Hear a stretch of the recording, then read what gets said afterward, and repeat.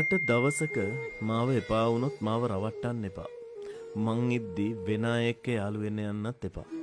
හැමදේම මට කෙලින් කියලා මගෙන් අයින් වෙන්න. මොකද මට ඒ දේවල් දරා ගන්න අමාරුයි. මේ සමාජයේ හැම කොල්ලෙක්ගෙම කෙල්ලෙක්ගෙම ඇහුවොත් ඔයා වැඩිපුරම ආදරේදි බයම දේ මොකද්ද කියලා එයාලා කියන්නේ රැවටෙන්න බය එක කියලා. ඇත්ත. මේ සමාජයේ 99% රැවටිලා ඉන්නේ.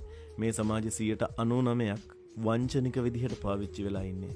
මට ඔයාට කියන්න තියෙන්නේ දවසක ඔයාට ඔයාගේ ආදරය කරන කෙනා එපා වුණොත් වෙන කෙනෙක්ට හිත ගියොත් හරි මොනම හේතුවක් නිසා ඔයාට වෙන් වෙන්න ඕනේ වුණොත් ඒ මනුස්සයව රවට්ටන්න එපා.